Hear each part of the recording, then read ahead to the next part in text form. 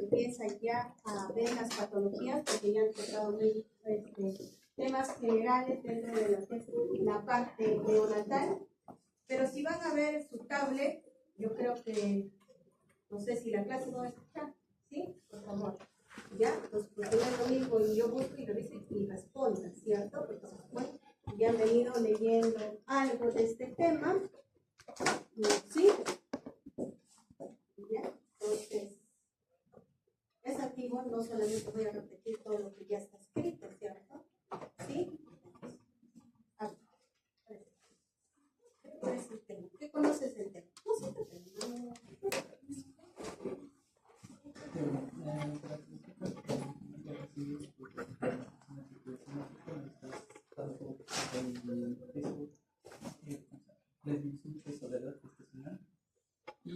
Y también su índice de ponderar o índice de ponderar. ¿Por qué crees que es importante?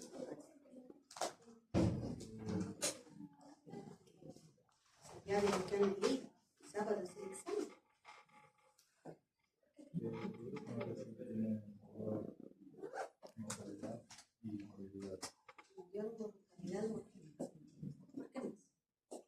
Ya hemos hablado acerca de las clasificaciones sobre edad gestacional, peso, talla. Hemos visto la importancia que tienen más adelante, pero también para tu desarrollo y crecimiento.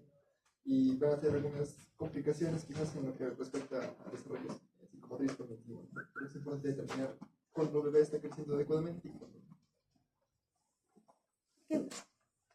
Bueno, doctora, como su propio nombre lo dice, hay una restricción de crecimiento del feto. Bueno, por las lecturas que he visto, consideran criterios como los percentiles, minorías, pero también resaltan que no todos los fetos que están debajo de ese percentil pueden ser pequeños para edad gestacional, pero eso no involucra que tengan RCU. Ahora, como menciona mi compañero, estos fetos van a tener mayor riesgo de complicaciones y mortalidad. Como hemos visto, bueno, va a haber tipos simétricos, asimétricos, y va a depender del mecanismo que se haya visto afectado, como vamos a ver en la clase, que es hipercelular. ¿Sí? ¿Cuándo empiezo yo a diagnosticar RCU? Incluso puede ser antes de que nazca, no sé, cuando está intrauterino. O sea, el diagnóstico no empieza en la etapa neonatal, No. si tuviéramos un control adecuado de nuestras gestantes, ¿cierto? Sí. Porque todos los pacientes que pudiéramos ver vienen con diagnóstico prenatal. No. Ya están en las prácticas, no vienen con diagnóstico prenatal. Entonces, la importancia de conocer este tema es por las complicaciones, no solamente en la etapa neonatal, que la vamos a ver, que es la parte de pediatría que tienen que conocer ahora, sino a futuro, ¿no? ¿Cuántos de nosotros tendríamos que preguntar y decir con qué peso nacimos, con qué edad gestacional nacimos, ¿no? Y de repente, retrospectivamente, podemos decir, hemos sido pequeños, pero no nacidos. Es un diagnóstico, o sea, son términos que no engloban lo mismo, son diferentes. Entonces, con el transcurrir del tiempo, han mejorado y ya existe un consenso para la etapa. Entonces, ya no puedo decirle pequeño, pero tengo que confirmar si solamente se queda como pequeño y si realmente es un paciente, ¿no? Porque muchos de los pacientes, aparte de ser un RCU, pueden ser prematuros o pueden ser tercios. ¿Sí? Entonces, tiene mucha morbimortalidad y como van a ver, la mortalidad más alta la tienen los RCUs tardíos que no se adaptan a esta hipoxia, como la vamos a ir.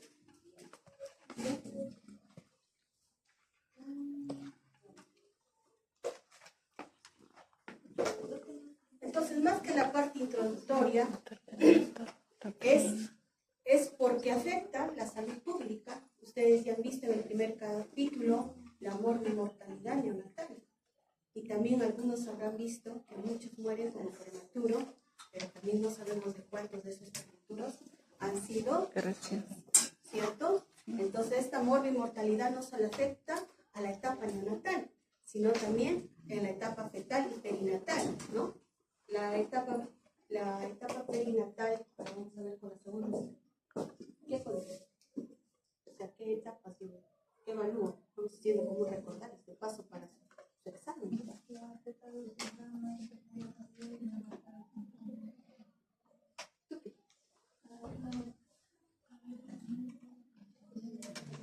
perinatal. Cuando hablamos de mortalidad perinatal, ¿qué evalúa? Como MINSA. Como MINSA, ¿qué evalúa? ¿Desde cuándo? Se evalúa desde la intermedia, tardía y neonatal precoz. Precoz o Precoz. temprana. ¿Sí? No se olvide, la fetal temprana no vemos en la mortalidad perinatal. ¿Sí? Ese es el aborto. No lo vemos. Entonces, mira, ¿de cuál? Afecta todo eso y la etapa definitivamente neonatal también afecta.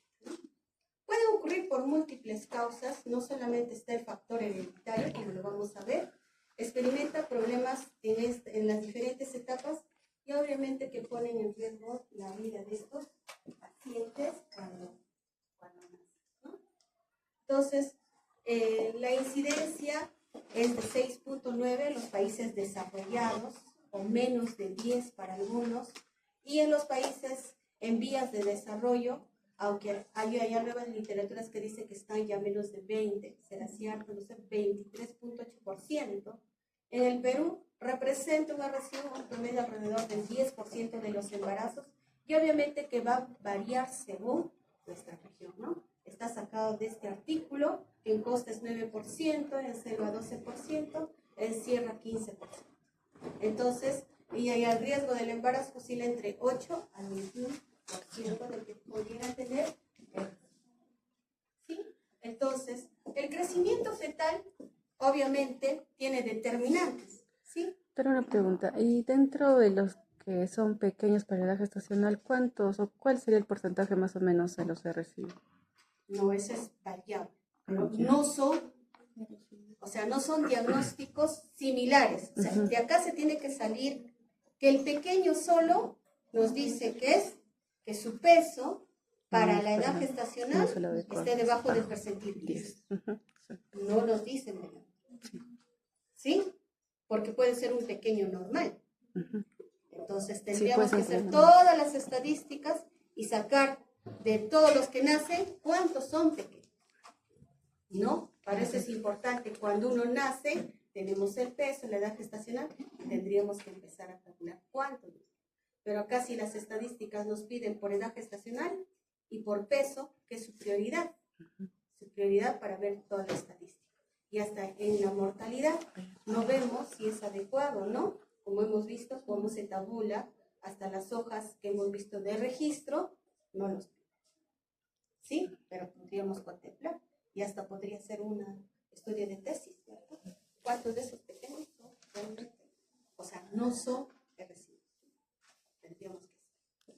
Entonces, va a depender de estos determinantes de que este efecto que tiene un potencial genético llegue a serlo, a tener un buen peso, una buena talla. Eso es lo que buscamos, ¿cierto?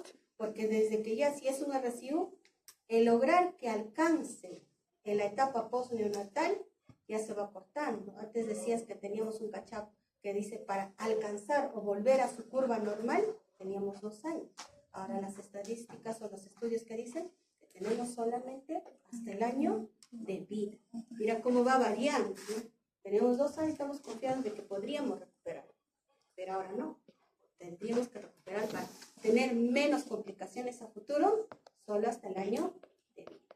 ¿Sí? Entonces, los determinantes son, obviamente, la parte genética, la disponibilidad de nutrientes de la madre, cómo se alimenta nuestra madre, ¿cierto? La calidad de alimentación que tiene ella, la capacidad de la placenta para transferir nuestros nutrientes y oxígenos. Y de ahí va casi los factores de riesgo. Si hay alguna alteración de estos determinantes, nos pueden indicar que nuestro paciente puede nacer con RCU. Y los factores ambientales que pueda tener y hacer que este bebé alcance su potencial genético para determinada peso y talla, ¿no?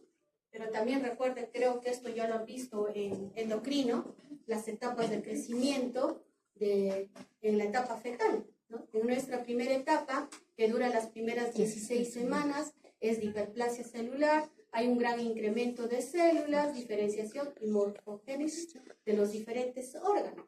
Porque los latidos a las cuántas semanas lo podemos sentir? 5. 5, 4, 5 semanas, sí, entonces ya hay un corazón, imagínense. Y la segunda etapa es hiperplasia e hipertrofia celular, con un incremento del número y tamaño de células. Esto va desde las 17 hasta las 32. ¿Sí? Entonces, miren cómo van todas estas etapas, tanto de crecimiento, y cuando tenemos, imagínate, un prematuro y encima de la tercera etapa es donde se da la hipertrofia celular, incremento de nuestras células, el depósito de grasas y glucógeno. Se da en esta etapa la maduración funcional compatible con la adaptación a la vida extrauterina. ¿Sí? Entonces, deben llegar a término para tener una buena adaptación. Porque un prematuro no es que todo esté bien, ¿cierto? Con esa inmadurez con la que nace, se adapta bien. ¿Sí? Y esto es a partir de las 32 semanas. Porque todavía va a depender en qué etapa nacen. Entonces, si yo tengo el potencial genético con un buen soporte nutricional, puedo alcanzar ese promedio. Pero si yo no tengo el soporte nutricional o la placenta está mal porque hay alguna patología en la mamá que ha hecho que esa placenta no se desarrolle, no haya una buena traspaso de nutrientes o una buena circulación de la parte materna a la parte fetal, definitivamente tampoco va a alcanzar ese potencial. ¿Sí? Entonces, la definición no nació en la etapa neonatal, sino en la etapa de gestación. Entonces, el Colegio Americano de Obstetricia y Ginecología da esta terminología de restricción del crecimiento ya intrauterino o de restricción de crecimiento fetal, ¿no? Para aliviarlo así. De repente con el tiempo voy a cambiar, no va a ser restricción de crecimiento. Complicaciones de la restricción de crecimiento fetal probablemente. Entonces, se describe a estos fetos que tienen una estimación de peso fetal que es menor al percentil 10 para la edad. Empezaron con esta definición, pero vamos a ver que ha ido cambiando con el tiempo para la parte. Entonces, acá vemos los diferentes factores que pueden influir para que nuestro paciente sea tenga esta restricción, los factores genéticos, los factores placentarios, también la parte, ¿cómo está hecho mi producto? ¿Qué tiene mi producto? ¿No? Factores fetales también que podemos encontrar, sí, no es que no influyen, ¿no? Si tiene malformación, probablemente tampoco crezca y los factores. Entonces, dentro de estos factores, como ven, son variables, pero lo que nos interesa dentro de los factores maternos son los trastornos hipertensivos, que lo vemos más continuo, que son los ingresos de emergencia en el hospital que labor, dice preeclampsia, con signos de severidad, hay que terminar gestación. ¿Sí?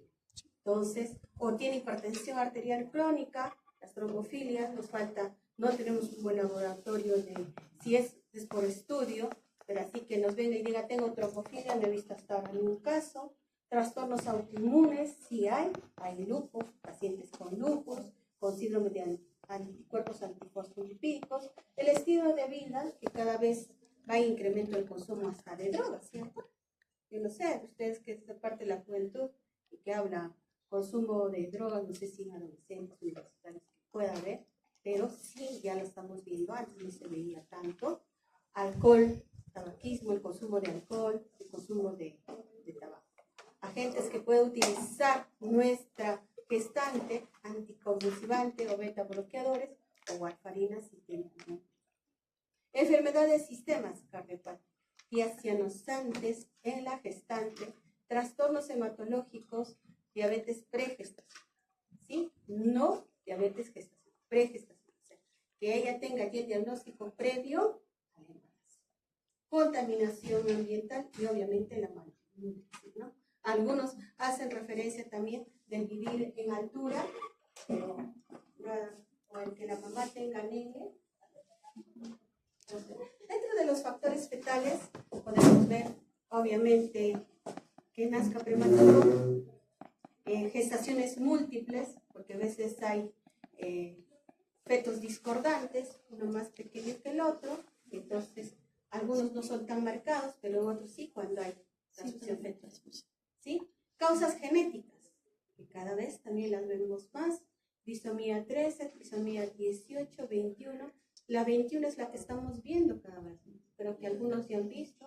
En el Carmen tenemos un paciente que ha hecho toda la complicación, síndrome de Kriuchat, síndrome de Wolff-Persson, disomía uniparental. Pero en esta el problema de las causas genéticas todavía también nos falta mejorar a nivel regional.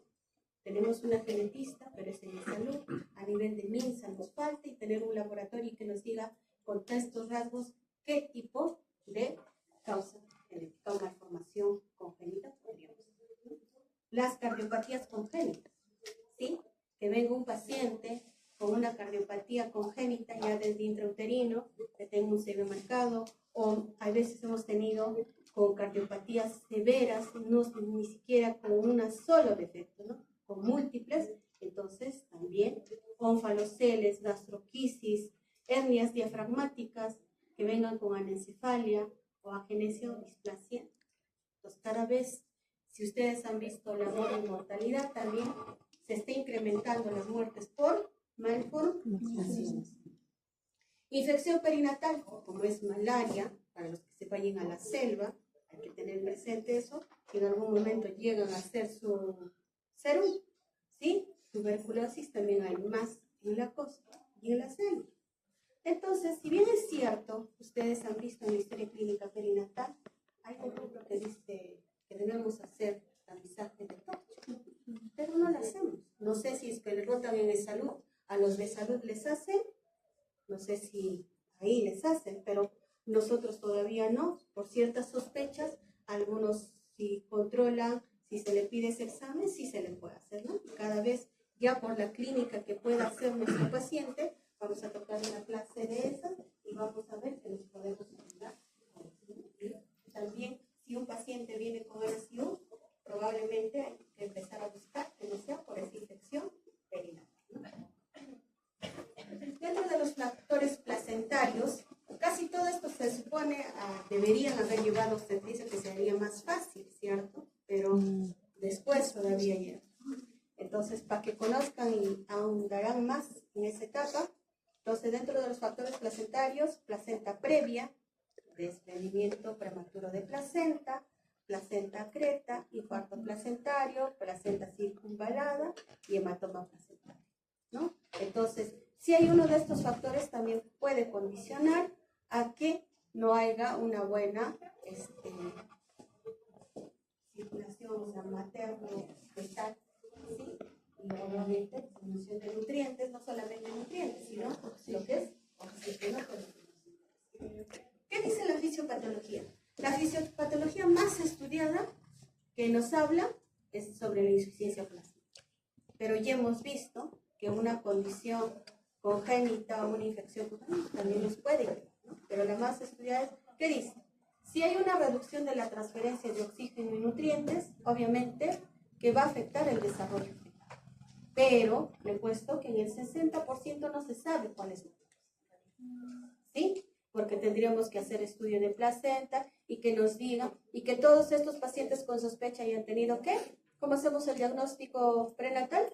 ¿Con qué? Con ecodoppler, ¿no? Y que nos digan, pero no todos las. Entonces, ¿qué causa esta reducción? Deficiencia en la remodelación de las arterias espirales uterinas y placentarias. Y después, la perfusión uteroplacentaria, entonces va a estar restringida, ¿sí? Entonces, de ahí vemos un poco que primero que se altera en el Doppler, ¿sí? La uterina, ¿cierto? Entonces, de ahí, entonces, ahora en el feto, ¿qué se va a producir fisiopatológicamente? Si bien es cierto, va a reducirse en su tamaño general, preserva el crecimiento del cerebro, ¿por qué? Porque en un primer momento de adaptación a la hipoxia, preserva el flujo sanguíneo para los órganos. ¿Sí? ¿Cuáles son? Cerebro, corazón y glándulas suprarrenales. ¿Sí? Pero acelera la maduración pulmonar y aumenta la producción de glóbulos rojos con la finalidad de ¿qué? De aumentar ¿qué? El transporte de oxígeno. Entonces ahí está. Y si yo tengo aumento de la producción de glóbulos rojos, ¿qué voy a tener en la etapa neonatal? Policitema. Y es parte de la complicación. O sea, casi si nosotros vemos su fisiopatología, vamos a tener las adelantaba, y hay esta redistribución a los órganos blancos o vitales, pero ¿qué afecta? El flujo sanguíneo a nivel gastrointestinal. También ahí vamos a tener las complicaciones, a renal, a piel, ¿sí? Entonces, y obviamente que nos va a producir un Doppler alterado, ¿sí? Esta es un poco la fisiopatología, lo que ocurre, ¿no? O sea, si aumenta la resistencia a nivel placentario, se va a aumentar también la resistencia a nivel lateral. Obvio, esto si persiste va a disminuir el crecimiento fetal. Se da la redistribución de flujo que ya hemos visto, obviamente hay una vasodilatación cerebral, aumenta el nivel del flujo cerebral, pero lo que vamos a ver con esta redistribución también va a disminuir los índices de resistencia a nivel cerebral media no limitados. Si esta redistribución de flujo ya se ve más alterada, obviamente que va a producir daño también a nivel cardiológico, isquemia cardíaca, pérdida de la distensibilidad y alteración del corazón derecho. Pero no produce malformación, sino produce alteración de la corazón. ¿Sí? Entonces vamos a empezar a ver alteraciones del flujo venoso, alteración del ductus venoso y alteración de la vena. ¿Sí? Si hay alteración o pérdida de estos mecanismos compensatorios, vamos a verlo registrados en el NST y en el perfil biofísico fetal. Y esto va a ser de forma anormal, ¿no? Esto es en la parte obstétrica. Entonces, ¿qué pasa en un feto? ¿Cómo se altera el agua en un RCU? En el RCU leve o moderado va a estar normal. Pero en el severo está incrementada por la disminución de grasa, o sea, con P. Los minerales, el calcio no se modifica y los otros van a variar en relación al peso corporal. Nitrógeno y proteínas va a estar disminuido por el peso corporal, principalmente por el crecimiento muscular del paciente, ¿no? Ustedes van a ver, si ustedes cuando vean un recién nacido RCU, es todo pequeño, así como un viejito arrugado, se van a ver bien adelgazado, hasta el cordón delgado, como vamos a ver imágenes, entonces van a ver. Glucógeno está disminuido en el hígado y músculo con los niveles plasmáticos bajos de glucosa y oxígeno. Además, los periodos repetitivos de hipoxia decretan aún más por acción de la red. Entonces, si hay esto, ¿por qué? Un paciente con RCU tiene riesgo de qué? De ser hipoglicemia. El tejido adiposo, menos del 10% del peso corporal, está disminuido por el aporte placentario de ácidos grasos, triglicéridos y glucosa, así como la deficiencia de insulina con la consecuente disminución de la síntesis de grasa por el Por eso, el tejido celular subcutal está ¿sí?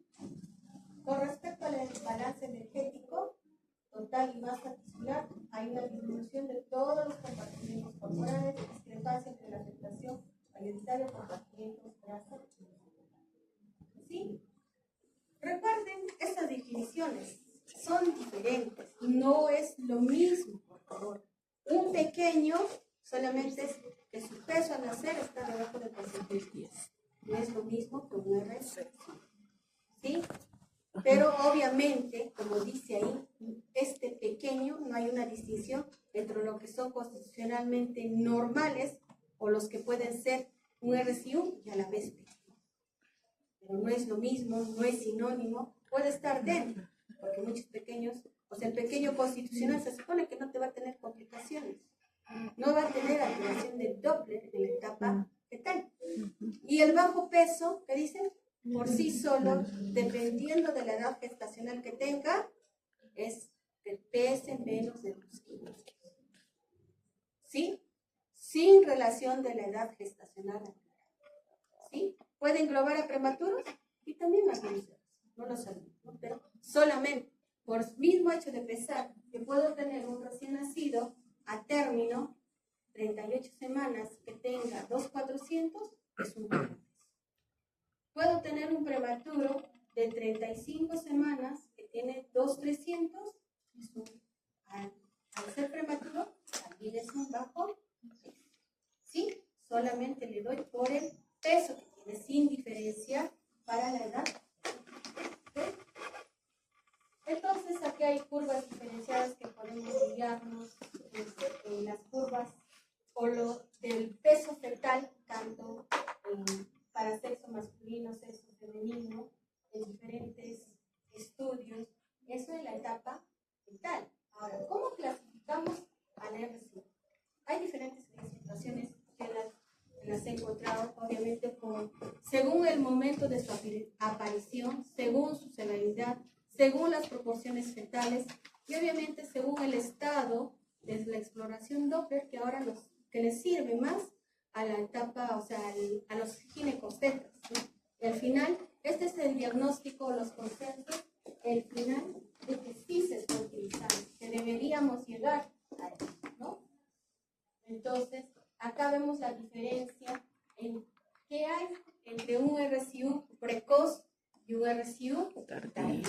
Sí, es la etapa es la presentación, la edad gestacional de si la presentación se da menos de 32 semanas, si el RCU es tardío, mayor de 32 semanas. Obviamente es más frecuente el tardío que el precoz, ¿sí? Entonces, si hablamos solamente del precoz, mira, tiene un fenotipo grave, el problema es el manejo, el deterioro, si hay alteración de la perfusión placentaria severa, está muy relacionada a lo que es la preeclampsia, pero tiene una adaptación a la hipoxia cardiovascular, ¿no? O sea, mejor que es tardío, pero la mortalidad es baja, baja y predecible, pero la morbilidad, ahí me equivoqué, la morbilidad es alta por la prematuridad. La mortalidad, lapsus es, sí, lo voy a corregir ahora para volver a actualizarla en todo caso. Sí, en el tardío, en cambio, no tiene un fenotipo, el problema es el diagnóstico, hay una alteración placentaria leve, no está relacionada a preeclampsia, pero tiene un menor grado de adaptación hemodinámica a la hipoxia. Entonces la mortalidad puede ser un poco más alta porque nos podemos tener óbitos inesperados de un momento a otro. Dicen el trabajo de parto, ¿no? Entonces tendríamos que hacer un estudio también que daría para ver cuántos de estos óbitos han sido en realidad RCU. Y la morbilidad es baja. Morbilidad, al final es morbilidad. Entonces, hay otro, la clasificación por la severidad, que dice que la podemos clasificar en leve, moderada, severa. Entonces, según en el percentil que se encuentra el peso al momento de nacer, yo evalúo el peso al momento de nacer. Un leve, el percentil 5 a 10, moderado de 5 a 3, y el severo que esté debajo del percentil 3. Ahora, otra clasificación clínica es si es simétrico o asimétrico. ¿Sí? Entonces, las causas dentro del simétrico son intrínsecas, que puede ser genético, constitucional, extrínsecas por infecciones congénitas o anomalías cromosómicas o por uso de drogas. La frecuencia es 20%, el inicio es precoz, o sea, si usted es de inicio precoz, entonces va a ir con las características también de lo que hemos estado viendo de inicio precoz. El compromiso se afecta tanto peso, talla, perímetro celular. Todo, digamos, va a estar debajo del percentil 10. ¿Sí? Las características celulares son la hipoplasia, malformaciones frecuentes, el tamaño placentario normal, el aspecto clínico, obviamente, si está afectado peso, talla y perímetro cefálico, va a ser proporcionado. El diámetro biparietal, no lo vemos nosotros, ¿cierto? Se ve en la parte obstétrica, va a ser pequeño, la circunferencia abdominal también, y la relación de la circunferencia cerebral con la abdominal es normal, pero la relación fémur-abdomen debe estar entre 0.2 a 0.24. Y el índice ponderal normal, ¿no? Entonces, vamos a ver que este índice ponderal nos sirve para determinar si es simétrico o asimétrico, ¿sí? En cambio, el asimétrico, su causa es extrínseca, por una insuficiencia placentaria, que por patologías maternas, pero la frecuencia es menor, de 3 al 10%, y su inicio es tardío. Lo que más se compromete solamente es el peso. Pueden tener buena talla, buen perímetro cefálico, pero el peso es alto. La característica celular que se puede adoptar es la hipotrofia, malformaciones ocasionales, el tamaño placentario disminuido, el aspecto clínico obviamente vamos a ver desproporcionado. El diámetro biparietal normal, la circunferencia abdominal pequeña y la relación circunferencia de la cabeza y el abdomen va a estar mayor del percentil 97 y la relación fémur-abdomen 0.26 y el índice va a estar debajo del percentil 10. ¿Sí? Entonces, para llegar a nuestro diagnóstico debemos definir la edad gestacional del producto que esté en barriga, y hacer una buena biometría, estimación ecográfica del peso fetal y que utilicemos curvas poblacionales de peso fetal en realidad acordes a nuestra, digamos, estadística de Perú, ¿cierto? Que no hagamos uso de tablas internacionales. Y la sospecha clínica en el momento de nacer, y ya lo vamos a ver, ya tenemos. Entonces, necesitamos que haya una detección prenatal que aumente obviamente esta sospecha en la etapa de gestación, que los ginecólogos puedan identificar a estos fetos con crecimiento intrauterino, que debemos evaluar de manera exhaustiva la edad gestacional, porque muchas veces hay duda, o hacerse una ecografía precoz que nos podría ayudar a tener una mejor vigilancia. No es lo mismo que tenga su primera ecografía a los 4 meses y ya no nos va a servir porque la variación de la edad gestacional también es más de 2. Este es el consenso que ahora se está utilizando en la parte ginecobstetra, que es el consenso de restricción de crecimiento fetal usando ecografía. Pero ¿cuál es la característica? Ellos también la dividen en temprana y en tardía. ¿Sí? Que el peso fetal estimado o la circunferencia abdominal, ¿sí? Ahí sí, esté debajo del percentil 3.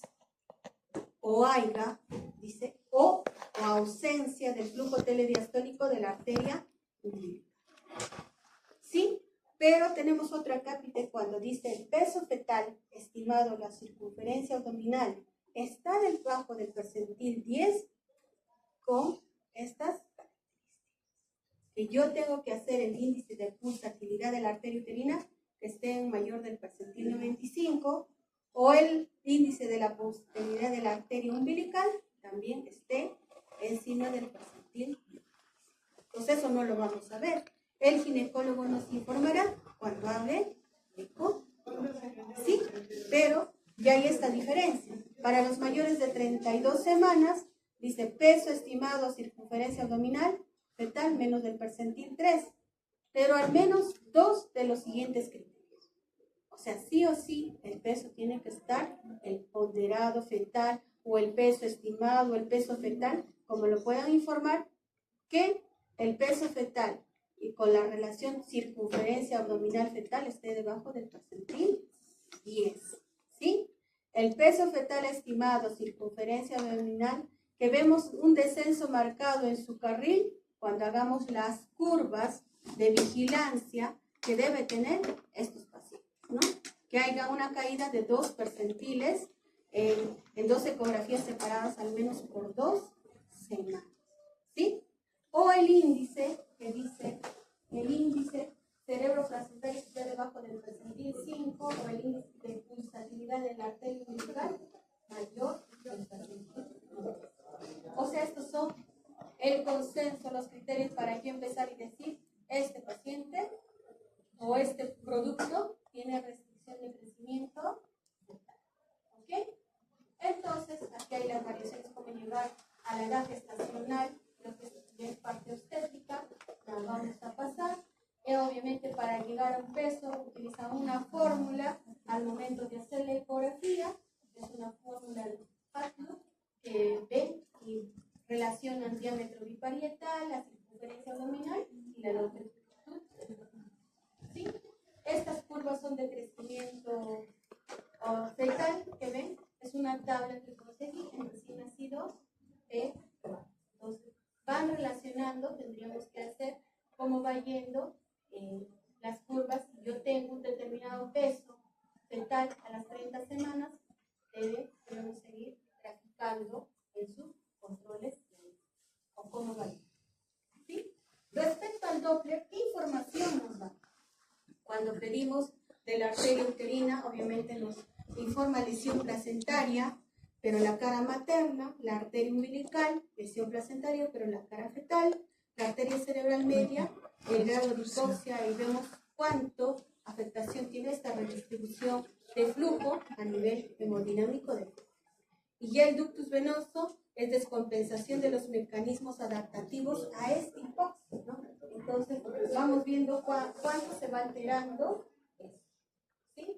Y los marcadores también, como vemos dentro de la fisiopatología, cuando se adapta esta respuesta fetal primero a la hipoxemia, obviamente se adapta, primero se altera las uterinas, y a la umbilical, la cerebral, y lo que es el otro que puede alterarse en horas, ¿no?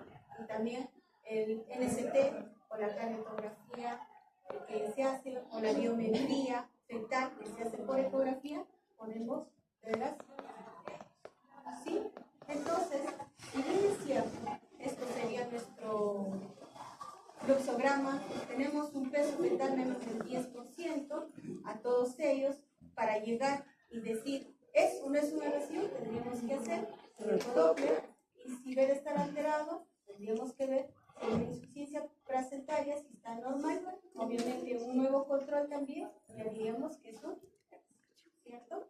Pero si vemos el Doppler y está normal, le hacemos un nuevo control y sigue en su carril, sería un pequeño constitucional, o sea, sin alteración, ¿no? Acá están las diferencias, justo de lo que queremos ver. Es un feto pequeño sano, existe seguridad de la fecha de última regla, la madre generalmente puede tener talla baja, ¿sí? Es un determinante, imagínate nuestra talla, la talla materna es muy determinante también para el tamaño fetal, ¿no? La biometría fetal está menos del 10, pero en forma simétrica, ¿sí? La placenta, el líquido, la actividad fetal que se evalúa por biometría están también dentro de parámetros normales, y en 2 semanas yo le hago el control, como dice el fluxograma, sigue siendo el peso, está en ese mismo. Pero un feto normalmente pequeño puede estar relacionado con defectos anatómicos, diferentes de anomalías cromosómicas, ¿sí? Como las trisomías.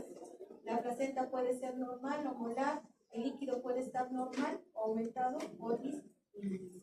Y puede existir hidroxianomalías cerebrales en casos de infección o peste, ¿no? Entonces, vamos a ver más adelante dentro de lo que es las infecciones congénitas, también nos pueden producir un paciente que sea pequeño. Entonces, yo podría tener, si realmente la ecografía obstétrica me puede dar información, como que es ventriculomegalia o que ve calcificaciones, y ya me podrían estar alertando que este paciente viene con una infección congénita que vamos a ver con más claridad. Entonces, esta clasificación del tipo de Doppler para un RCI precoz nos va a dar según lo que puedan tener hallazgos. ¿Y para qué nos sirve clasificar en 1, 2, 3, que no es la clase? Para determinar nuestro manejo en la parte obstétrica, pero que tienen que conocer. Cuando roten en un hospital y hagan atención inmediata, llegan, por ejemplo, y sin hacer consultas, dicen porque es prematuro o porque tiene tal peso, entonces ya ustedes ahí un poco van de repente. Entonces el diagnóstico puede ser haciendo la evaluación del estado nutricional al nacer, y ya vamos a verlo, que hay utilizando tablas también acordes a nuestra realidad, como este caso, por ejemplo, el INRON de Lima nos ha enviado estos percentiles adecuados a nuestra realidad, que van a ir variando. Si ustedes comparan con la tabla de Fento, no va a ser, pero acá tenemos diferenciado solamente peso. Deberíamos tener peso, talla, perímetro cefálico, acorde a nuestra realidad, ¿cierto? Estas son las tablas de Fento que utilizamos. Muchos de los servicios, me imagino también, no sé si de salud, o tienen tablas diferenciadas de peso, talla, acorde a la realidad.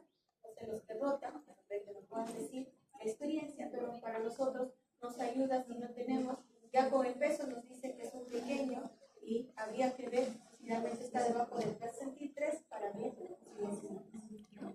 El índice ponderal que hemos visto que en el simétrico es normal y en el asimétrico que está debajo del percentil 10. Para eso nos sirve, ¿sí? Entonces, es una fórmula que hacemos de evaluación de peso por 100 entre la talla en centímetros al cubo, ¿sí? Entonces, como ven, este índice ponderal también tiene su tabla, ¿sí? Si está debajo del percentil 10, nos sirve para decir que es una residuo, ¿sí? Y si está debajo del percentil 3, si tuviéramos las gráficas, que indica evasión como un RSU, ¿cierto? Entonces, esta es una tabla de percentiles que nosotros buscamos según la edad gestacional y le vamos poniendo. ¿Ok? ¿Sí? ¿Está claro? Entonces, por ejemplo, aquí los... A ver. Las chicas sacan de la niña, los chicos del niño, y a ver cuánto sale el índice ponderal. ¿Qué dice? La niña tiene una edad gestacional de 35 semanas. Estamos aquí, ¿cierto? El peso, nació con un peso de 1500, una talla de 41 y un perímetro cefálico de 30 puntos. Anótelo, por favor, después vamos a ver. Y vamos a apuntar y graficar en qué percentiles está. ¿Cierto? ¿Sí? ¿Se ubican? 35 semanas. Estamos en esta línea, dice 1500, está debajo del percentil 3. ¿Sí? ¿Ubicaron? Perímetro cefálico 30.8. O sea, está encima del percentil 10. No está debajo, va a estar debajo. 35 semanas. ¿Sí? ¿Me siguen? 30.8 está encima de esta línea. A 35 semanas estoy en el punto. La talla, 41 centímetros. Está entre el percentil 3 y 10. ¿Sí? Por favor, anótelo después para ver si tiene los criterios. Ahora, ¿y cuánto sale su índice ponderal? Deberíamos. Ahora, en el niño, de igual manera, tiene 35 semanas, pero nació con un peso de 1470. Está debajo del percentil 3. La talla dice 42 centímetros.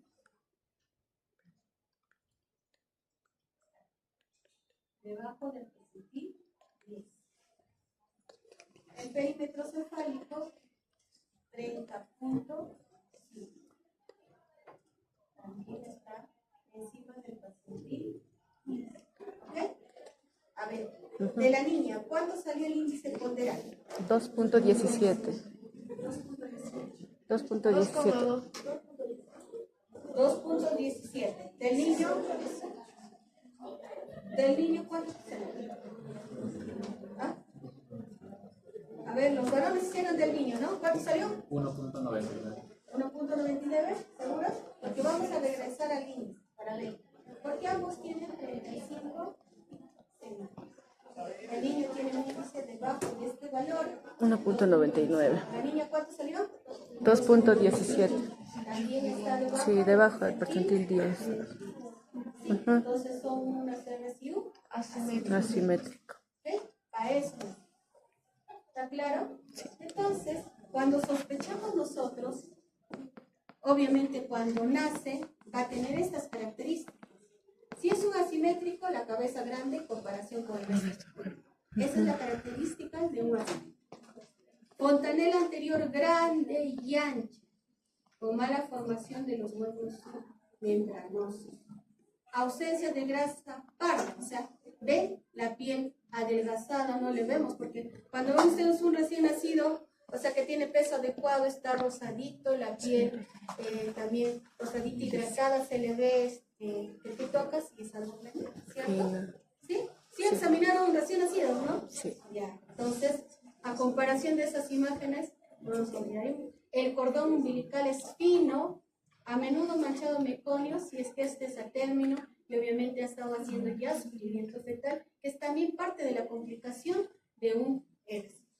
Disminución de la masa muscular esquelética y del tejido celular. ¿Sí? La piel podemos tener de esta forma, con descamación de las manos más grandes, uñas largas. Si tú ves, las manos y los pies están más grandes, la piel con pliegues sueltos en la nuca, en la axila, en la área escapular y la región. El niño está ansioso, hiperalerta, con pobre deformación del botón mamario y genitales femeninos inmaduros y adultos.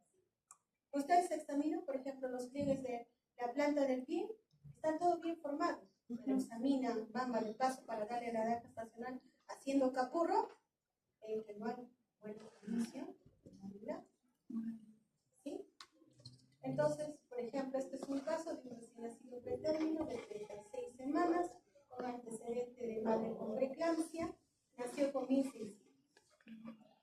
1600 para 36 semanas. ¿Sí? Si regresamos a la gráfica, 36.600 está debajo del percentil. Miren las características de la piel, con bastante piel. Miren el cordón, si bien es cierto, se ha modificado, es bien delgado. ¿Sí? Ha perdido toda la grasa sobre el cuerpo, la torácica visible, así ven como un desnutrido. Han visto de un paciente adulto recontra adelgazado, se ven los huesos, ¿cierto? Exceso de piel, pliegues excesiva a través del índice escapular, zonas del glúteo con pérdida de grasa. O sea, no hay ni nalguitas bien, pero ¿sí? Entonces, este es otro bebé. Miren la distribución, las manos, la cabeza, el cuerpo, pueden ver. Es el cuerpo completo, las manos un poco grandes, grandes escamativas, pero se le ve así como un bien. Esto es lo que ahora vamos a utilizar en la etapa libre. O sea, debe cumplir esto. Esta división de consenso salió con porcentajes de acuerdos, pero ya salieron nuevas publicaciones que encontré ahora último, no lo pude actualizar, del 2024 del año pasado, en un artículo que hace comparación pequeño y RSU, ya estos consensos ya están. O sea, ¿qué dice que debe cumplir si yo tengo un recién nacido? Que su peso de nacimiento debe estar debajo del percentil 3 por sí solo para decirle que es una niña. ¿Sí? Ahora, pero si tengo estos 5 criterios, si cumplen estos 5 criterios 3, también puedo decir que es un paciente con diagnóstico de que es el peso al nacer, el perímetro cefálico y la talla, que estén debajo del percentil 10, que hay un diagnóstico prenatal de restricción de crecimiento fetal, información sobre el estado de embarazo, o sea, el embarazo materno, que hay hipertensión, preeclampsia, también infección. Si tengo yo eso, 3 de estos 5 criterios, también puedo decir que este paciente es un Entonces ya no vamos a tener muchos problemas para hacer un diagnóstico en la etapa neonatal. ¿Ok? Entonces, ¿cuál es el manejo? El manejo viene, como hemos visto, desde la parte obstétrica. Para eso me sirvió hacer el ecodoppler y yo, para que ellos en la etapa fetal hagan el seguimiento con Doppler que identifican para, por ejemplo, cada 2 semanas, cada 1 semana, o 2 veces a la semana, o 3 veces, o cada 2 días, dependiendo del grado de restricción de crecimiento fetal, que es un tipo 1, tipo 2, tipo 3, tipo 4. El tipo 4, por ejemplo, Doppler diario, ¿sí? Para ver si hay alguna alteración, y entonces, y terminar. Para eso me sirve el seguimiento. Yo puedo hacer la interrupción, así como dice, a partir de las 26 semanas, a partir de las 30 semanas en el tipo 3, en el tipo 2 a partir de las 34 semanas, en el tipo 1 a partir de las 37 semanas. Pero en el pequeño puede llegar a término sin ningún problema.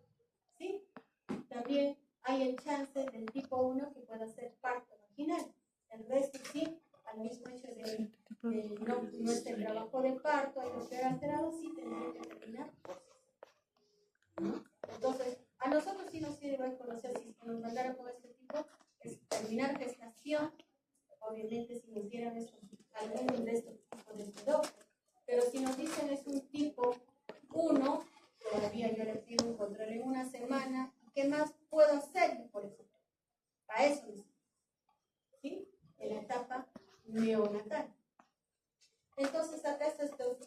etapa en la cual, ¿cuál es el manejo? ¿Cuándo yo debo interrumpir?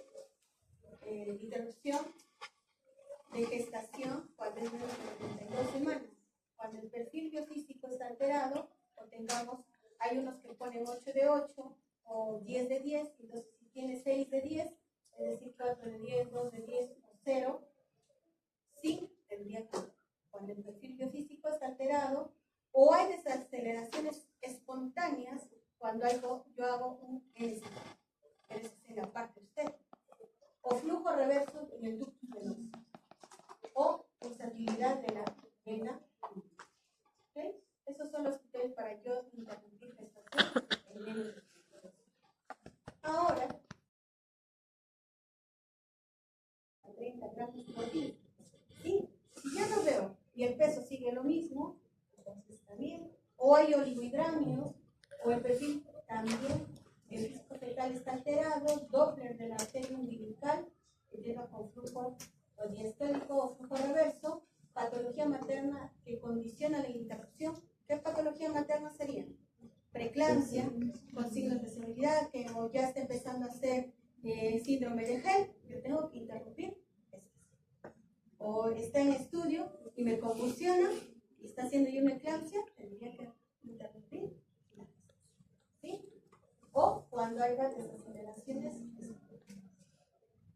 Para un residuo tardío, definitivamente, como ya hemos visto, el diagnóstico, o sea, el manejo, diagnosticarlo para definir el parto, debemos tener eso. El seguimiento, ya hemos visto en el tiempo, debe ser acorde a lo que tenga para disminuir la mortalidad, control semanal, y como hemos visto, finalizar a las 37 semanas.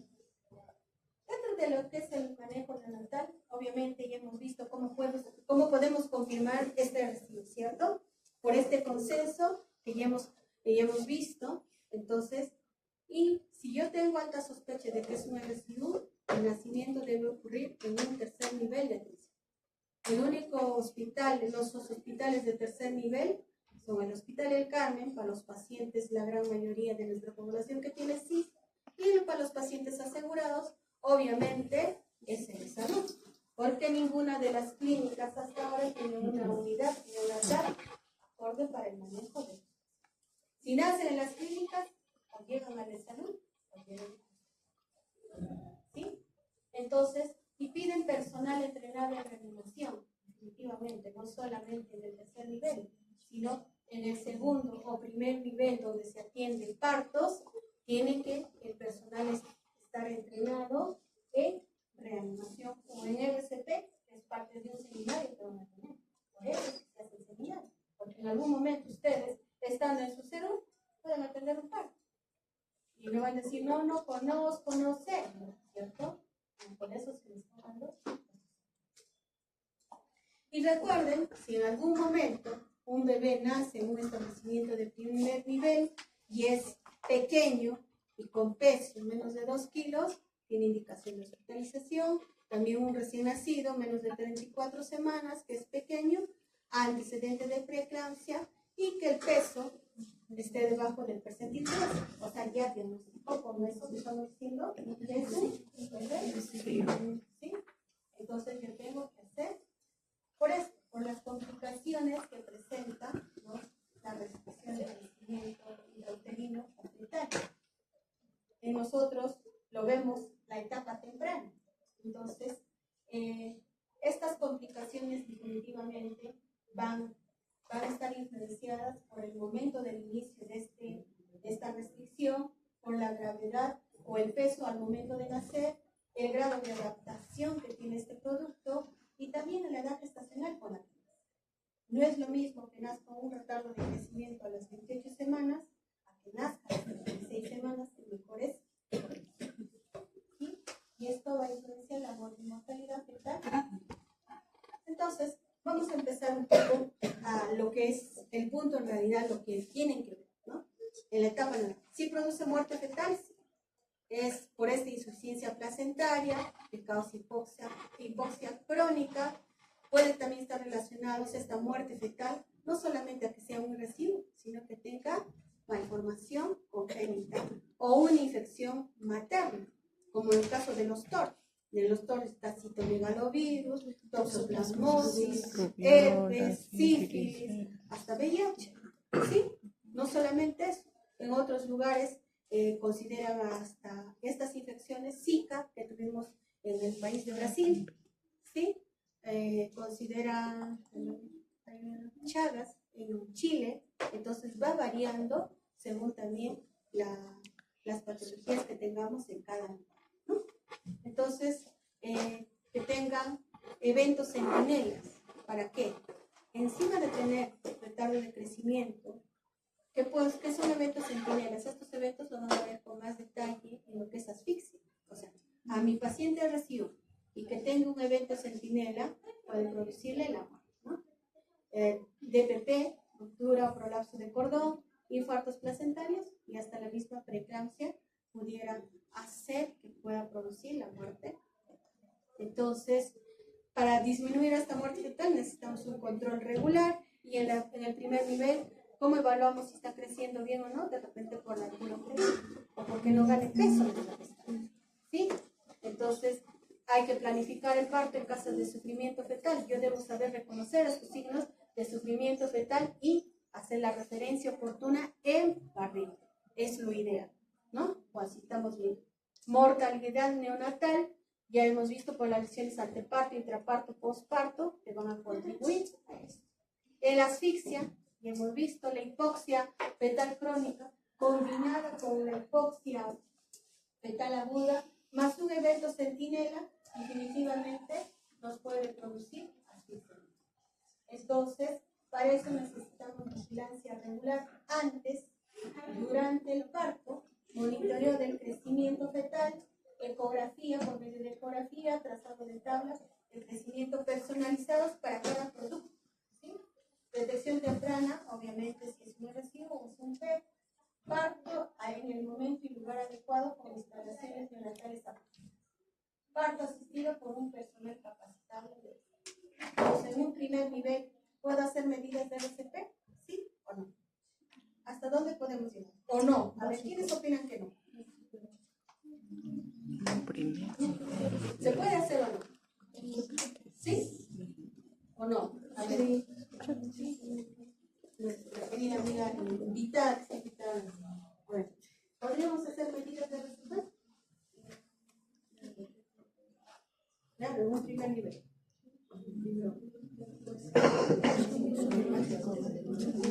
Pero se llega en expulsivo.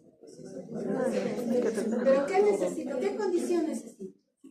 Que ustedes cuando lleguen a hacer donde van a hacer salud, es que revisen con qué pueden. Si no tienen ambú, podrán hacer medidas de RCP, que es la primera medida. O sea, una cosa son pasos iniciales que han hecho en atención inmediata. Yo hago la evaluación y digo, tengo que hacer medidas de RCP. ¿Sí? Entonces, yo tengo que cuando llego digo, ¿con qué cuento? O si no, para nada atiendo parto y comunico, por favor, y vigilo a mis gestantes, ¿cierto? Para hacer un traslado oportuno. Entonces, tenemos que hacer para que llegue de forma adecuada. ¿Okay? Nos dice instalaciones neonatales apropiadas, pero no tenemos. Hasta los hospitales, cuando yo no puedo manejar todo, quieren referir a cada uno, ¿no? Entonces, pero sí debo conocer, y si cuento, entonces yo debo tomar todas las medidas en donde está, ¿no? No necesariamente va a aportar lo mismo que venga en un hospital, en un establecimiento de nivel. ¿Quiénes conocen el centro de salud de Chilca? Nadie sabe ir. Centro de Salud La Libertad. ¿Han visto su sala de parto? ¿Ah? ¿Del nuevo o del antiguo? Del nuevo. Me imagino que del nuevo está implementado para hacer un hospital nivel 2-1. Entonces sí tiene que sala de parto, sí debe tener todas las condiciones para poder. El Centro de Salud de Chucaca, Justicia, Paz y Vida. Nada. Entonces, cuando vayan van a ver que las realidades son diferentes. Vemos que obviamente en el hospital supuestamente con todo lo mejor. ¿Okay? Entonces, para también disminuir, si este bebé nació, es un pequeño, pero está tranquilo, tiene más de 2 kilos, puede ir con mamá, hacer lo que es contacto piel a piel, ni bien que nazca, para iniciar lactancia temprana y mandarle al tratamiento, ¿no? Pero con la salvedad de estar vigilándole, pidiéndole exámenes frente a las complicaciones que podamos tener. ¿Okay? Policemia. Hemos visto que hay deficiencias, acá estamos casi la fisiopatología que hemos estado viendo, de reservas de glucógeno en el hígado y los músculos, las fuentes pobres de energía, disminución de la grasa, disminución de la capacidad para oxigenar esas fuerzas libres, pobre gluconeogénesis y glucogénesis, disminución de la producción de glucosa, bajo nivel de las hormonas contrarreguladoras y sensibilidad aumentada a los psicodélicos. Entonces, muchos de nuestros pacientes nos pueden hacer hipolisemias. Entonces, ¿cuál es el manejo?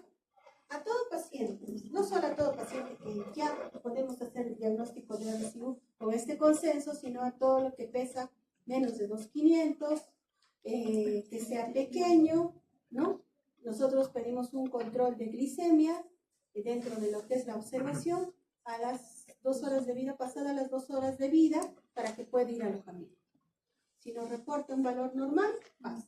Pero si reporta un valor disminuido, si tiene buena succión, hacemos que lacte nuevamente, le vigilamos y hacemos un nuevo control, ¿no? Porque tiene que haber una buena lactancia, una buena succión, porque puede ser el problema que no succione bien, por más que lo mando a loja, no va a lactar. Entonces, así valoramos y de repente hospitalizar, ¿sí? Entonces, con el apego o el contacto piel a piel, logramos una lactancia materna dentro de la primera hora. Y si amerita, si es que la mamá no tuviera producción láctea, no tuviera calostro, es la única indicación de repente de suplementar con sucedáneo, ¿sí? O con las fórmulas que ustedes conocen, pero siempre y cuando tenga buena succión. Si no, si este estuviera menos de 25, como dice, o yo tengo sintomatología de hipoglicemia, como ya van a ver, es otro capítulo ya para la siguiente unidad, entonces tengo que indicar hospitalización y darle tratamiento con dextrosa ¿sí? Y vigilarlo, haciendo controles, por ejemplo, cada 3 horas, cada 6 horas, dependiendo del caso. ¿Ok? Entonces, ¿nos puede hacer hiperglicemia? ¿Sí? Entonces, con este monitoreo que tenemos, acá está la fisiopatología por resistencia a la insulina, por baja producción de insulina, o demasiada infusión de glucosa exógena, ¿no? Entonces, manejamos un determinado VIG, que ya lo van a ver cuando hagamos hipoglicemia. Entonces, si yo le doy muy alto, me puedo ir al otro lado. Entonces, manejamos un rango dependiendo qué edad gestacional tiene o dependiendo del valor. Yo puedo empezar, es que ya tengo hipoglicemia y le arranco con 10 de ejemplo. Empiezo con 5, cae un kilo, le tomo 2 horas y se controló, le dejo con ese hipoglicemia. Si sigue bajo, puedo incrementar, ¿no? Entonces, para no irnos a esto. Pero sí, en pacientes, no es el caso, pero en prematuros sí tenemos muchos causas de, o sea, por más que le dejas un VIG tan bajo, nos pueden hacer hipocalcemia, con la disminución de la transferencia de calcio y proteínas, secundaria a una hipofosfatemia inducida por hipoxia crónica, por la inmadurez de las glándulas paratiroideas, podemos tener. Entonces, de acá la importancia de todo lo que estamos viendo, las complicaciones. Si yo tengo un producto que ya he diagnosticado, hasta ahorita ya estamos viendo, ¿no? Tengo que hacer vigilancia de glicemia o hemoglucotest, tengo que hacer dosaje de calcio. Lamentablemente no hacemos sérico, hacemos calcio iónico, que lo dosamos cuando hacemos una muestra de agua, ¿cierto? Hacemos evaluación de gases arteriales, entonces aprovechamos para poder tener un valor de. Otra modalidad, la policitemia y hiperviscosidad o neutropenia. Esto por la insuficiencia placentaria que provoca una hipoxia intrauterina que conduce a una elevada energía fetal, ¿no? Y la transfusión de sangre del padre al feto también puede producir un policitemia. Entonces, Si yo no lo hago, por ejemplo, si en algún momento ya quiero hacer clampaje tardío, pero yo estoy con el bebé y lo tengo más debajo del nivel de la mamá, obviamente por decir, ¿qué hago? Polisistema. Entonces, o sea, si lo hago, nace bien, le hago el contacto piel a piel, va directo al abdomen, o primero al abdomen, lo seco y después ya le hago contacto, ¿cierto? Entonces, eso no me produciría, pero si lo hago, hay casos en que hacen hasta por drenaje y le paso, entonces voy a causar polisistema. Pero en estos pacientes, la fisiopatología es por la, ¿cierto? Aumento la producción con tal de mejorar el transporte de oxígeno. ¿Sí? Entonces yo tengo que hacer un monitoreo, no le pincho a cada rato, realmente le puedo pedir un hematocrito, si se va a quedar y nació en el hospital o en un establecimiento que tiene, a las 24 horas le tomo. Y si este valor me dice está mayor de 65, obviamente es polisistemia y tenemos que hacer su manejo. ¿Sí? Entonces, ¿el manejo cuál es? Exsanguíneo transmisión periférica. ¿Sí? Se retira un determinado volumen que sacamos por una fórmula y se le tiene que compensar con ¿cierto? Un líquido adicional. ¿Okay? Podemos tener hipertensión pulmonar persistente con una vasculatura pulmonar anormal, con túnica media engrosada hasta las arterias intestinales como resultado de esta hipoxia crónica. Secundaria también podemos tener a una asfixia si nuestro paciente nació asfixiado, secundaria una hipoglicemia, la hipotermia, hipocalcemia, a la polisistemia, ¿sí? Hasta la sepsis. Entonces, miren que tanto, o sea, se va haciendo un círculo vicioso, ¿sí? Entonces, no es que este paciente con RSI1 se empieza a hacer dificultad respiratoria, requerimiento de oxígeno, no mejora con el aporte, es un paciente que en la evolución, ya obviamente si ustedes tienen dificultad respiratoria, ese paciente va a transferir, si están en un establecimiento de primer nivel, pero muchos de estos pacientes, para diagnosticar hipertensión pulmonar, necesitamos hacer un ecocardio, ¿sí? Con ese ecocardio corroboramos que eres un paciente lábil a la manipulación, que te desatura así a los gramos el policianótico, entonces tiene ciertas características y hacemos vigilancia de saturación preconstructual, podemos tener un diagnóstico clínico. Sí, entonces, ¿cuál es la prevención? Evitar la hipoxia, hiperoxia, normalización del medio metabólico, dar un soporte cardiovascular, utilizar un vasodilatador pulmonar selectivo y no selectivo, ventilación mecánica, si es necesario. Porque nos hacen dificultad respiratoria, como ya les voy viendo, manejamos sinotrópicos para ayudarle un poco a vencer esto y hacer vasodilatación. ¿Nos pueden hacer hemorragia pulmonar? Bien. Por una vasculatura pulmonar anormal, y esto secundario una hipotermia, polisitemia, asfixia y sepsis. Entonces, si es un paciente con RSI pretérmino, hay que hacer una ventilación gentil o suave, ¿no? Debo yo saberlo. No es que a todos les coloque el mismo parámetro cuando estamos en ventilación. Cada paciente es único y está vigilando también las comorbilidades que pudiera tener para que no nos haga hemorragia. Cuidado de apoyo para la hemorragia pulmonar, si es manejo de especialidad. Entonces, lo que sí, si es un paciente, imagínense, RSI1, que es el término, nos puede tener un PCA, o ha hecho enfermedad de membrana hialina, que ha recibido dosis de surfactante, también nos puede hacer. Aspiración de meconio, ya hemos visto un paciente, cuando hace su compensación puede haber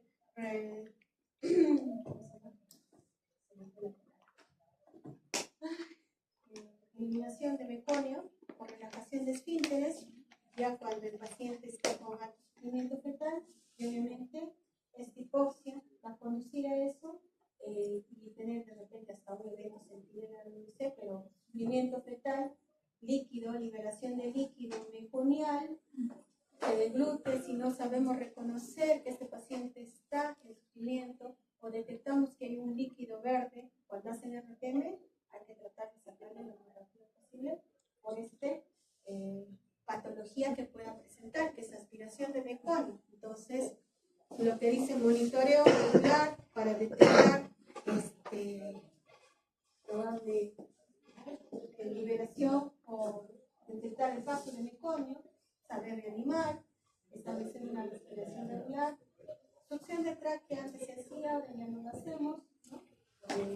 Igual no está deprimido, ¿no? No se hace las mismas medidas de RCP que van a aprender, pero realmente no hace por líquido meconium. Puede darnos la sintomatología que damos cuando es cuando mayor tiempo está de sufrimiento, pero cuando no hemos tenido RPM es bien difícil, salvo por lo que nosotros vigilamos los latidos de nuestro bebé, ya está bradicárdico, ¿no? ¿A qué le llamo bradicardio? Me han hecho funciones. ¿Cuánto debe estar su latido del producto para decir bradicardio?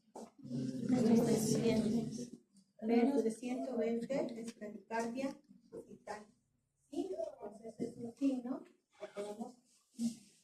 Displasia broncopulmonar, obviamente es, más que nada lo vemos en un paciente pretérmino, ¿no? Si ha sido irreversivo, también podría. También está relacionado a que la mamá pueda tener RPM o ha hecho poliomielitis, se relaciona a eso, y obviamente el manejo inicial es dar una ventilación gentil, realmente prematuro, entonces hay que prevenir la hipoxia, hiperoxia, manejo de sepsis, para ver que este paciente no lo sabe. Es una complicación. Ahora, la intolerancia alimentaria, enterocolitis necrotizante. Si bien es cierto, se ve afectada la irrigación a nivel intestinal, de ahí que hay una disminución de la perfusión por esta redistribución de sangre frente a esta hipoxia, ¿cierto? Entonces podemos tener zonas de isquemia intestinal focal o una mala motilidad. Sí la hemos visto en los pacientes, es frecuente ver.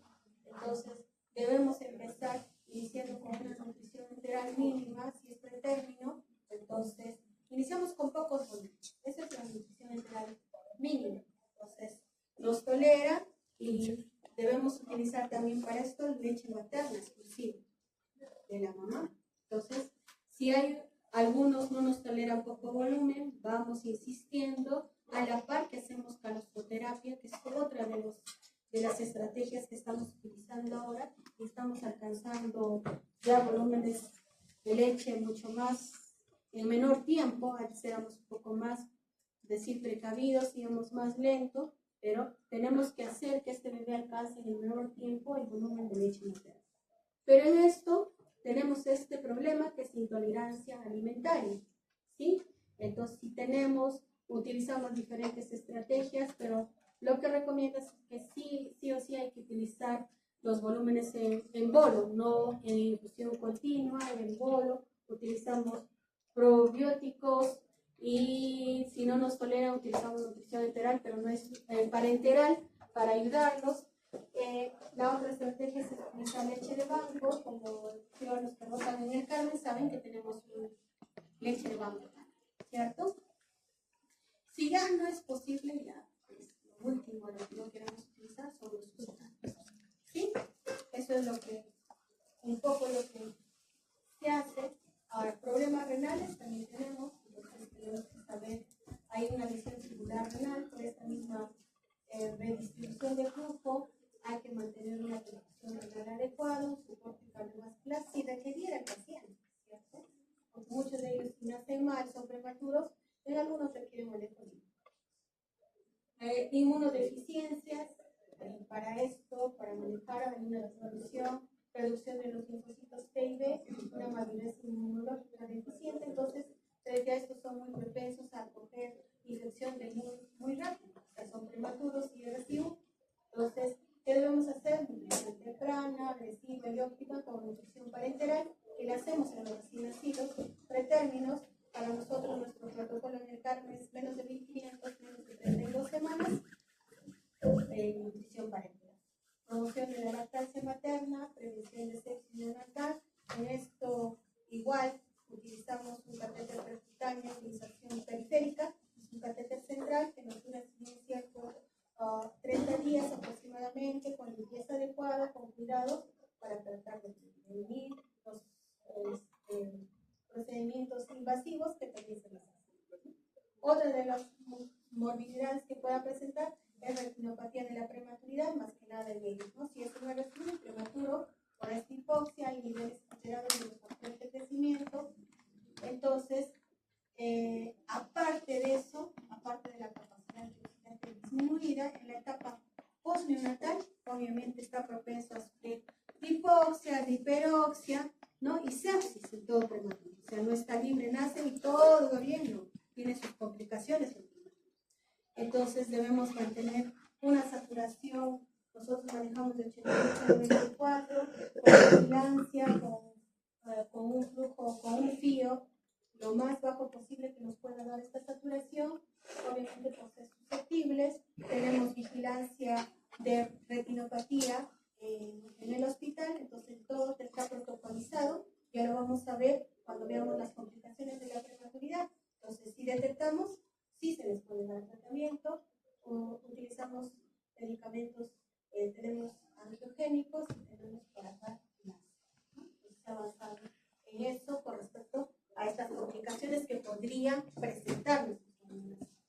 En las tardías, realmente ya me imagino ustedes han visto pacientes con hipertensión, pero tendrían que revisar si realmente su peso, su talla ha sido bajo o ha sido agresivo, y la cardiopatía isquémica, insuficiencia vascular, aterosclerosis, porque ya han hecho clínicas, si hay pacientes con insuficiencia respiratoria crónica, enfermedad reactiva de las vías respiratorias. También tenemos problemas neurológicos, ¿no? Problemas de desarrollo neurológicos, hasta problemas de comportamiento, problemas de aprendizaje, parálisis cerebral, obviamente esta parálisis ligada a la asfixia, demencia, problemas de salud mental, otras faltas de crecimiento, que se queden con talla baja, que haya obesidad, disfunción inmune, osteoporosis, síndrome metabólico, problemas renales, problemas hormonales y también cáncer y enfermedad. ¿Okay? Entonces, ¿cuáles son las medidas preventivas? Que debemos de repente tener en cuenta: un adecuado control prenatal, seguimiento para llegar a un diagnóstico, buscar la causa que esté produciendo esto, decidir la vía de nacimiento en el momento óptimo del parto, que ya hemos dicho el tipo de reanimación que esté preparado, monitoreo de glicemia, control de hepatocito, que son probablemente cosas que no son difíciles de hacer, ¿no? Ya un AGA no podemos tener un establecimiento de primer nivel. El Centro de Salud de Chilca, los centros de salud tienen un laboratorio básico que sí podemos hacer glicemia y hematocrito, de repente buscando las complicaciones. Entonces, no solamente acaba ahí, entonces tienen que tener un seguimiento del neurodesarrollo, buscando estos factores motores y cognitivos, mediciones antropométricas de cada mes durante el primer año, luego cada 3 meses, mediciones anuales de presión arterial, seguimiento de la función renal. Entonces, cuando demos de alta a un paciente, si en algún momento van por los intermedios, debemos hacer un control de creatinina o qué, pues, más si es prematuro, sí, en los prematuros se va con un último control de hematocrito y creatinina, ¿sí? Para ver esto. Observación de los patrones de crecimiento para predecir síndrome metabólica, enfermedad cardiovascular y vigilancia estrecha del índice de masa corporal, glucosa en harinas y lípidos, pues ya acá, ¿cierto? Introducción temprana de modificaciones en el estilo de vida, seguimiento endocrinológico, seguimiento neumológico, seguimiento de otorrino, laringólogo, dado que también aumenta el riesgo de pérdida auditiva y neurosensorial debido a las anomalías que pueden existir en la cóclea, en las glándulas auditivas y células glandulares auditivas y potenciales evocadores. Sí, no nos olvidemos que debemos hacer esto. ¿Ok? Preguntas o al final, porque otro tema que vamos a tocar son signos de alarma. ¿Todo claro? ¿Sí? Una estirada porque nos queda. ¿Hasta qué nos quedamos clases? 4:24. ¿A qué nos empezamos? 4:15, donde los niños están esperando. Acelerado. Signos de alarma. ¿Sí? Si no. Entonces, ya los signos de alarma nos sirven para detectar detrás de un signo. Signo es algo que vemos en el recién nacido, ¿cierto? Sí. Entonces podemos encontrar manifestaciones o evidencias clínicas que pueden ser el inicio de cierta patología. Para eso me sirven los signos de alarma. Entonces nos anticipamos y vemos, tenemos que tener un plan anticipándonos de repente a la presentación si tenemos qué cosas podemos ver. mortalidad perinatal.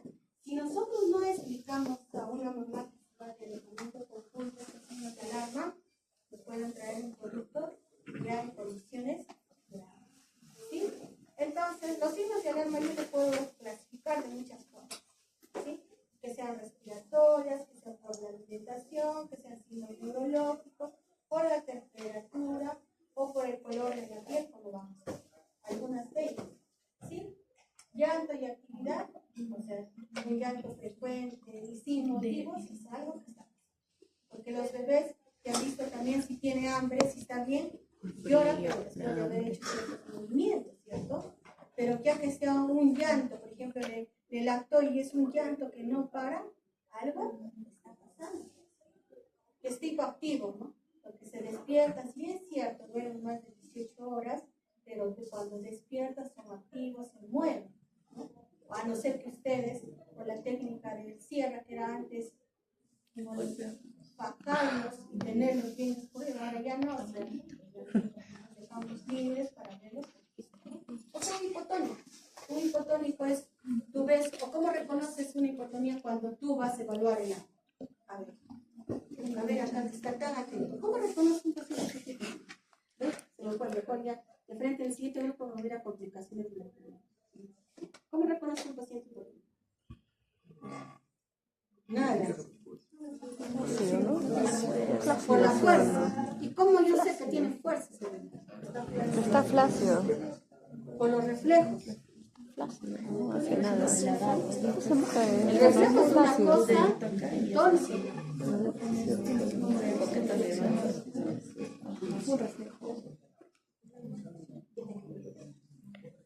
A ver, ¿cómo es el tono en un recién nacido aterno? Cuadriflexión. Tiende a la flexión. Sí. Si yo veo un paciente aterno y está en sección, o lo otro que hago, levanto la mano y mueve, así. Pero si cae así, Está flácido. su tono está.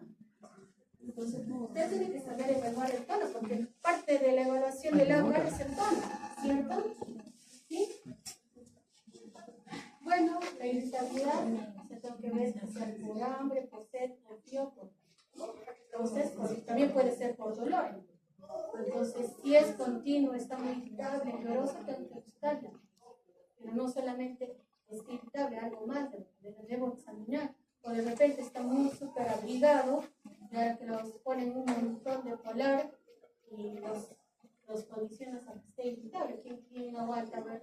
O hasta el peso, ¿no? ¿Ustedes se han puesto 2, 3 frazadas y aguantan el peso? No. Otro capítulo que van a ver, dificultad respiratoria, ya han visto que se evalúa como es de Silverman Anderson. También conocen cuánto es la frecuencia normal. Entonces, yo en función de esta dificultad respiratoria y veo sus antecedentes, habiendo revisado mi historia clínica perinatal, puedo deducir por muchas cosas. Esta es la evaluación como hacemos de la dificultad respiratoria. Sí, puede ser muchas causas. En estas causas hay un factor, ¿sí? O hay un antecedente que me hace sospechar cierta información, ¿sí? Por ejemplo, para síndrome de aspiración meconiana, ¿qué debe existir? Líquido. Para una taquimia, realmente muchos pacientes de primer nivel, salvo que sea un parto precipitado, Melina es, ¿sí? Entonces tengo que tener algo más. O en el examen, aparte de dificultad respiratoria, algo más. Entonces ya hemos visto, y creo que han tocado la patología en termorregulación, si hay hipotermia y si hay hipotermia. ¿Sí? Entonces, tienen ahí las causas de hipertermia, puedo pensar es falta de aporte, o si tengo un paciente deshidratado, también puede ser por litio, o iatrogénico, por sodio. Si libero y baja la temperatura y no vuelve, hipotermia en los procesos prematuros, también en los casos de infección, que puede estar o en los ambientes fríos, o las mamás, que si algunos han pasado por alojamiento, a veces nos dejan recostado y solamente con un pañuelito delgado les encontramos. ¿Sí? Entonces, por el tipo de color de piel, azul significa que está cenótico, rojizo policitémico, amarillo cisitérico y pálido, probablemente. Y detrás de eso, de las cenas o de la fecundez, tengo que buscar la causa, ¿cierto? Hay muchas causas. Hablamos de cianosis, que puede ser periférica, central, de causa pulmonar, cardíaca, ¿sí? O sea, que nos voten y nos toquen la puerta, porque el otro grupo quiere decir eso. La lista, por favor, chicos. 2 y 25. ¿El otro grupo quiere entrar? 4:30. 4:30 todavía. 4:30. Entra. Sí. ¿Estás seguro? Sí. 25. 5 minutos de El que tolerancia. sea rubicundo ya hemos visto, ¿sí? Por sistemia, tengo que hacer un hematologista si es de mayor de 65. Está Puede rojo. ser por demora de pensamiento o que sean gemelos. ¿Sí?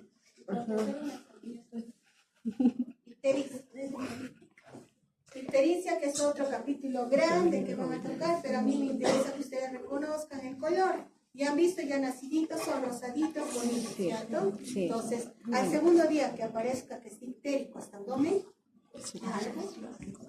Entonces, ¿qué me van a fijar? Si hay una incompatibilidad para ver, todas en la historia clínica perinatal tenemos el grupo de la emoción. En los establecimientos, por ejemplo, en el Carmen, a todos los recién nacidos hacen grupo sanguíneo de todo. Entonces, debemos vigilar este grupo sanguíneo para ver que no sea por incompatibilidad, ¿no? Ya en transcurrir, eso es lo que más nos preocupa las primeras 24 horas, porque sea una incompatibilidad de RH. Entonces, para eso también el RH y el grupo sanguíneo sale, ¿sí? Dependiendo del valor, vamos a determinar el tratamiento. Fototerapia o en sanguíneo de transfusión, observación, porque hay valores que no requieren, puede estar ictérico, pero no requieren. O de repente un nuevo control, sí, en el siguiente control. La palidez, generalmente por anemia, que puede dar problemas, o sea, que puede ser secundario. Estamos atendiendo el parto y fue un precipitado, ¡pam! Y se rompe el corazón. ¿Sí? Obviamente, si la mamá llega con DPP o con placenta previa, también podemos tener. En traumas obstétricos, ¿qué me puede producir anemia? Hematoma Hematoma subgaleal o que tenga un cefalohematoma bilateral, ¿no? ¿Sí? Y obviamente en el prematuro sí tenemos lo que se llama hemorragia cerebromuscular, pero a veces hospitalización, o que tenga problemas de muerte. ¿Sí? Ahí está la enfermedad hemorrágica del recién nacido con pérdida, o puede tener hematuria o un sangrado y hacer los vómitos frecuentes que debemos diferenciar, regurgitación, si este vómito es vidrioso o es lácteo, y dependiendo en qué momento lo presenta, generalmente está muy relacionado a problemas a nivel intestinal que van a requerir tratamiento. ¿Sí? Los no vidriosos, de repente, porque mucho está, mucho volumen, se está dando mucho lácteo. Entonces, la capacidad gástrica, también han visto en lactancia, que va aumentando, no es la misma capacidad al primer día de vida que al tercero o al quinto. Lo que sí, los vómitos no vidriosos, lo que me interesa es lo que hay un signo o una presentación a la tercera semana de vida, que son lácteo, estenosis pilórica. ¿Sí? Es una presentación casi clásica que se da de esta patología, entonces hay sospechas y nos viene ya a la tercera semana. Puede ser también por intolerancia a la leche o a la fórmula o una sepsis, entonces tengo que ver sus factores de riesgo o con qué clínica adicional están viviendo. Diarrea, de igual forma, se refiere a la consistencia, puede ser por mucha causa de ella sepsis, intolerancia a la leche. Hay que obviamente hacer un análisis para ver si es infeccioso, pedir una reacción inflamatoria, un coprocultivo y buscar el agente causal, o algo volver a la alimentación, los bebés lactan, entonces la diarrea que sea con sangre, yo pediría hasta un perfil de coagulación, ver que no sea, o un perfil. Distensión obstrucción abdominal, el abdomen, igual casi la gran mayoría va relacionado a problema obstructivo y termina siendo el manejo. La obstrucción puede ser a diferentes niveles. ¿Sí? Entonces, esta es una condición que podemos ver, una duodenal. Tenemos la doble burbuja que puede empezar el diagnóstico a nivel prenatal. Yo veo, y con esta sospecha, hacer un paciente, no sé si lo han visto, los que han rotado en el carne, los que están rotando, tenemos un paciente que es fenotipo DA o que ha tenido presión duodenal por un páncreas. También por un tapón meconial, si hay saliva excesiva, acompañada de dificultad respiratoria, ¿ves? Atresia esofágica, que puede ser con fístula o sin fístula. Entonces, eso con una placa radiográfica, por ejemplo. Si hay aire en intestinos, fístula. Entonces, también tenemos signos de alarma del cordón, hay que saber indicar la limpieza, los cuidados del cordón, ¿no? Cuando no se da esa limpieza, ese cuidado, podemos tener una oncolitis. Las hemorragias, que pueden ser por deficiencia de factores de coagulación, problemas verticales, vasculares, cobertura de órganos sólidos, también, o enfermedad hemorrágica. ¿Sí? Pero debemos saber detectar las falsas hemorragias, es cuando tienen una orina con sedimentos, y en los casos de las niñas, que no hacen una explosión, ¿no? Que pueden suceder. Y eso sucede. Masas abdominales, hasta con tumores o anomalías genitales. Pero si tengo una masa, mínimo es que tengo que pedir, será una ecografía, ¿cierto? Para ver qué es, o es un gran hígado, porque dependiendo de la ubicación también para dar. Fracaso de la diuresis, debemos esperar las 24 horas, pero se mencionó al momento de nacer, o lo otro es que no le estamos dando ningún aporte de líquidos a ese bebé, pues no le va a orinar. Si hay un aporte, se trata de una gerencia renal bilateral o una trombosis. O hay obstrucción del flujo urinario, hemos tenido muchas veces, puede haber válvulas, ¿no? Y a veces le colocamos sonda y empieza a iniciar. ¿Sí?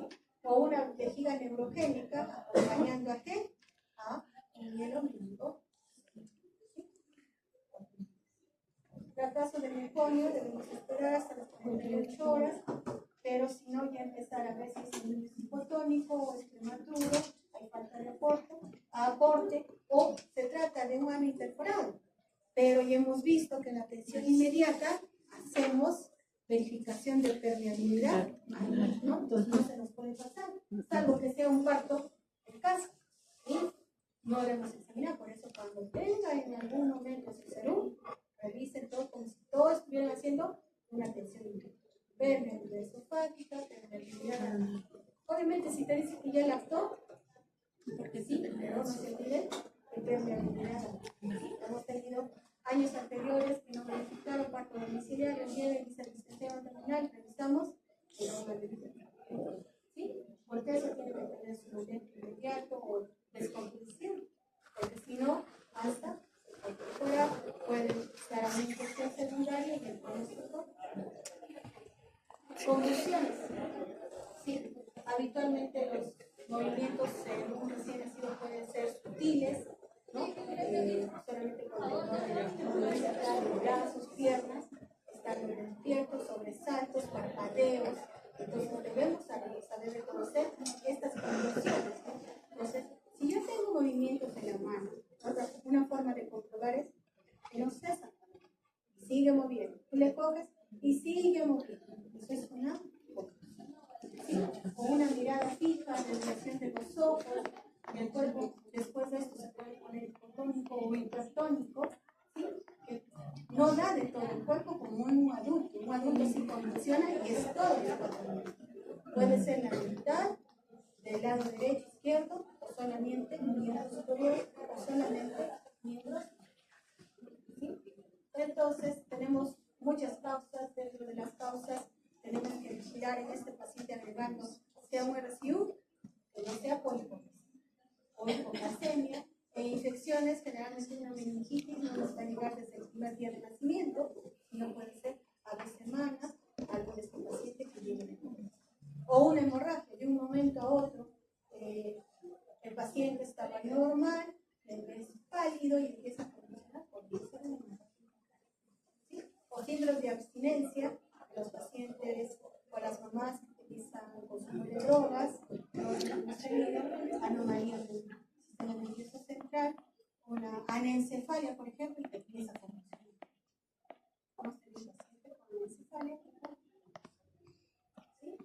más o menos para que vean, miren los miembros inferiores, ¿no? Parpadeos, ¿sí? Y en cualquier momento tenemos que estar en alerta y saber reconocer. Entonces, la importancia de esto es las indicaciones que ustedes puedan dar a los papás que sepan reconocer estos signos de alerta.